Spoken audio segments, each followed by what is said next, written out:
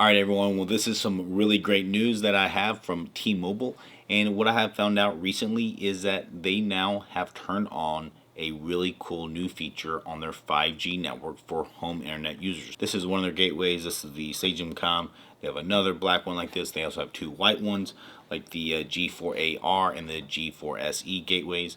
And I think this applies to all of them there. So what we are seeing now is they have turned on 5G SA or 5G standalone. I'll talk about what you can do if you don't want it, how you can tell if you have it, and some other tips and tricks here. So before I get too far, I'll say please hit that like button and consider subscribing to my channel or checking me out on the Nader Tater Facebook page. All right, and so the way I found it out was I was actually by viewers like you who commented, hey, I'm not seeing a LTE or 4G LTE connection in my signal metrics. What does this mean?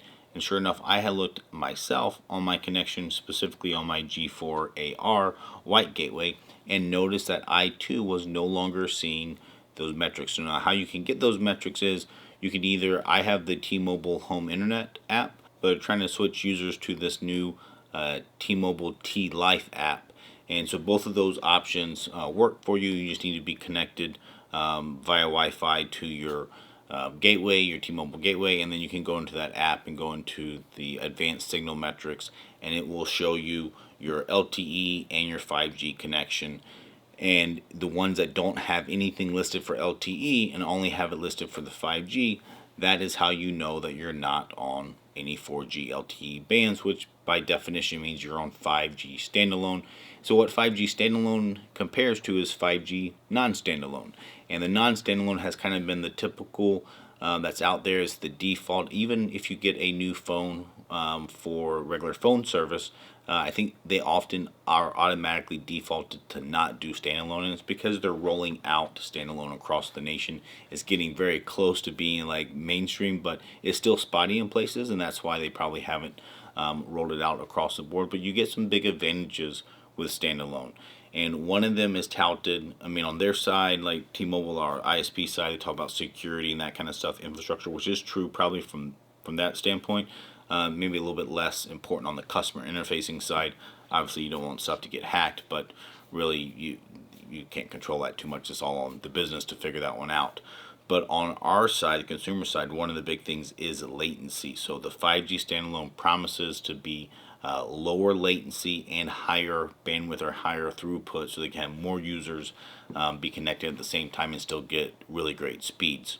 And the way they do that is now on their infrastructure side, so past the tower, closer to where they actually have all their mainframe set up, they have a different 5G core network that no longer relies on their older 4G LTE backbone. Because in the past, in order to get even the 5G signal, you had to have 4G signal and a connection, and that 4G signal can actually slow you down because that is the anchor for their 5G signal. So that's what 5G SA is, and what it means, like I said, is you should be getting some better speed. But in my testing, I have seen some kind of oddities going on to it, and that's really based off which 5G SA signal you're connected to. You can get N25, N41, N71. Those are the main T-Mobile bands out there. They're going to offer different speed and performance, and modems can actually connect to multiple ones of those bands, with only one of them being primary. And I've seen a difference based off which primary band was locked on versus another one. So with the stock gateways, unfortunately, you can't directly manipulate or change if you're on SA or non-SA, or if you're on a specific band. There's no band locking capability directly on the T-Mobile gateways.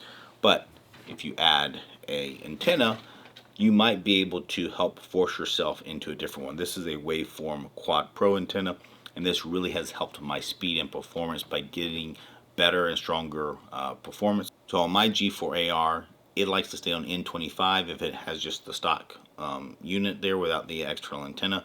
But if I plug in that external antenna, because that one gets a stronger signal on N41, at least in my situation, my gateway switches over. So I kind of can control mine a little bit with the external antenna.